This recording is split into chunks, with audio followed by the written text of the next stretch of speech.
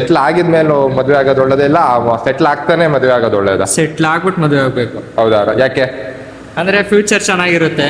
ಮದುವೆ ಆದ್ಮೇಲೆ first settle ಆಗ್ಬೇಕು, ಆಮೇಲೆ ಮದ್ವೆ ಆಗ್ಬೇಕು.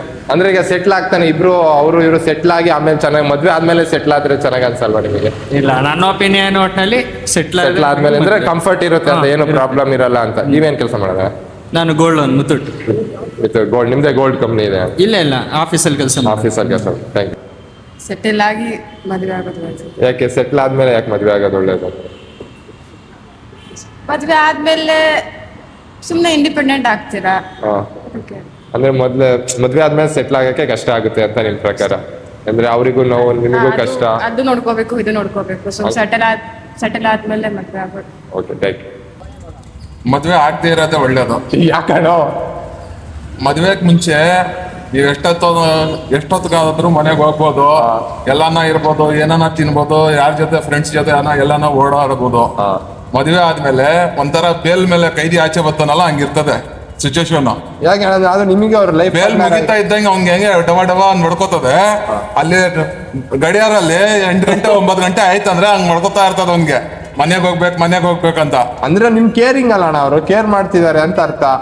ಕೇರ್ ಏನು ಜಾಸ್ತಿ ಕೇರ್ ಮಾಡ್ಬಿಟ್ರು ಸ್ವಲ್ಪ ನಿಮಗೂ ಬೇಜಾರಾಗ್ಬಿಡುತ್ತೆ ಅಷ್ಟೇ. ನಿಮಗೂ ಹೊರಗಡೆ ಫ್ರೆಂಡ್ಸ್ ಜೊತೆ ಇರ್ಬೇಕು ಅಂತ ಆಸೆ? ಆತರ ಫ್ರೆಂಡ್ ಜೊತೆ ಇರ್ಬೇಕು ಅಂತ ಏನ್ ಆಸೆ ಇಲ್ಲ. ಫ್ರೆಂಡ್ ಫ್ರೀ ಆಗಿರ್ಬೇಕು, ಫ್ರೀ, ಯಾರ್ದು ಟೆನ್ಷನ್ ಇರ್ಬಾರ್ದು, ಟೈಮ್ ಲಿಮಿಟೇ ಇರಬಾರ್ದು.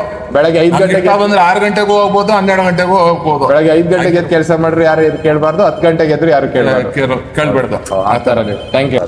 ಫಸ್ಟ್ ಸೆಟ್ಲ್ ಆಗ್ಬೇಕು. ಸೆಟ್ಲ್ ಆದ್ಮೇಲೆ ಮದ್ವೆ ಆಗೋದು ಒಳ್ಳೆದು? ಹೌದು. ಇಲ್ಲ, ಮದ್ವೆ ಆದ್ಮೇಲೆ ಸೆಟ್ಲ್ ಆಗ್ಬೋದು ಇಬ್ರು? ಮಾಡ್ಬೋದು. ಅಂದ್ರೆ ಯಾವ್ದು ಬೆಟರ್ ಅನ್ಸುತ್ತೆ ನಿಮಗೆ? ಬೆಟರ್ ಅಂತ ಯಾವ್ದು ಕಂಪೇರ್ ಮಾಡಕ್ ಆಗಲ್ಲ, ಏನು ಮಾಡಕ್ ಆಗಲ್ಲ. ದುಡ್ಡು ಆದ್ರೆ ಸಾಕು. ದುಡ್ಡು ಬೇಕು. ದುಡ್ಡು ಬೇಕಷ್ಟೇ. ಕೆಲಸ ಕಾಲೇಜ್ ಆಗಿದ ತಕ್ಷಣ ದುಡಿಬೇಕು, ಆಮೇಲೆ ಮದ್ವೆ ಆಗ್ಬೇಕು. ಇಲ್ಲ ಅಂದ್ರೆ ಮದ್ವೆ ಆದ್ಮೇಲೆ ಅದು ಕಷ್ಟ ಅನ್ಸ್ಬಿಡುತ್ತಲ್ಲ, ದುಡ್ಡಿಲ್ಲ, ಅವರಿಗೂ ಕಷ್ಟ. ಆಮೇಲೆ ನಮ್ಮ ಅಪ್ಪ ಅಮ್ಮನು ಸಾಕ್ಬೇಕು, ಈ ಕಡೆ ಅವ್ರನ್ನೂ ಸಾಕ್ಬೇಕಂದ್ರೆ ತುಂಬಾ ಕಷ್ಟ ಆಗ್ಬಿಡುತ್ತೆ. ಅದಕ್ಕೆ ಫಸ್ಟ್ ಸೆಟ್ಲ್ ಆಗ್ಬೇಕು, ಅಮೌಂಟ್ ಬರ್ಬೇಕು, ಆಮೇಲೆ ಬೇಕಾದ್ರೆ ಏನ್ ಬೇಕಾದ್ರೂ ಮಾಡ್ಬೋದು.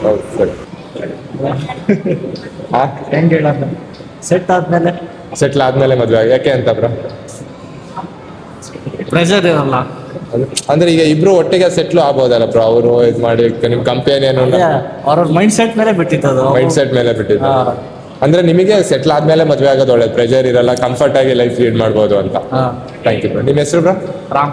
ರಾಮ್. ಏನ್ ಮಾಡೋದು? ಇಂಜಿನಿಯರಿಂಗ್. ಈಗ ಕೆಲಸ ಮಾಡ್ತಾ ಇದಾರ ಬ್ರೋ? ಇಂಟರ್ನ್ಶಿಪ್ ಮಾಡ್ತಾ ಇದ್ದೀನಿ. ಯಾವ ಕಾಲೇಜ್ ಬ್ರೋ?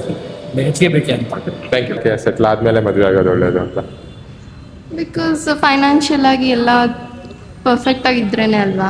ಅಲ್ಲ, ನಿಮ್ ಪಾರ್ಟ್ನರ್ ಜೊತೆನೆ ನಿಮ್ದು ಏನಾದ್ರು ಕಂಪ್ನಿ ಸ್ಟಾರ್ಟ್ಅಪ್ ಜೊತೆನೆ ಮಾಡಿ ಸೆಟ್ಲ್ ಆಗ್ಬೋದಾ? ಅದಕ್ಕಿಂತ ಮುಂಚೆನೂ ಬೇಕಲ್ವಾ? ಬೇಕಂದ್ರೆ ನಿಮಗೆ ಕಂಫರ್ಟ್ ಆಗಿರೋದು ಬೆಸ್ಟ್ ಅನ್ಸುತ್ತೆ ಎಲ್ಲ, ಮತ್ತೆ ಕಷ್ಟ ಪಡೋದು ಬೇಡ ಅಂತ. ಓಕೆ. ನಿಮ್ಮ ಹೆಸರು? ಪೂರ್ಣಿಮಾ. ನೀವು ಯಾವ? ನಾನು ಬಾಗ್ಲೂರಿಂದ ಬಂದೆ. ಅಂದ್ರೆ ಸ್ವಂತವರೇ ಬಾಗ್ಲೂರಾ? Thank you bro. ನನ್ನ ಇಷ್ಟ ಏನಂದ್ರೆ ನನಗೆ ಸ್ಯಾಟಿಸ್ಫೈ ಆಗ್ಬೇಕು, ನಾನು ಅರ್ನ್ ಮಾಡ್ತಿರೋದು, ಅವಾಗ್ಲೇ ನಾನು ಆ ಕಡೆ ಯೋಚನೆ ಮಾಡ್ಬೇಕಂತ ಇರೋದು. ಅಂದ್ರೆ ನಿಮಗೆ ಅಂದ್ರೆ ನೀವು ಸೆಟ್ಲ್ ಆದ್ಮೇಲೆ ಆಗೋದೇ ಒಳ್ಳೇದು ಅನ್ಸುತ್ತೆ.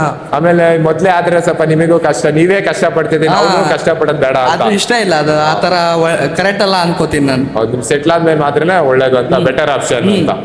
ಓಕೆ. ಮತ್ತೆ ನೀವೇನ್ ವರ್ಕ್ ಮಾಡೋದು? ನಾನು ಇಂಜಿನಿಯರಿಂಗ್ ಓದ್ತಿರೋದು. ಇಂಜಿನಿಯರಿಂಗ್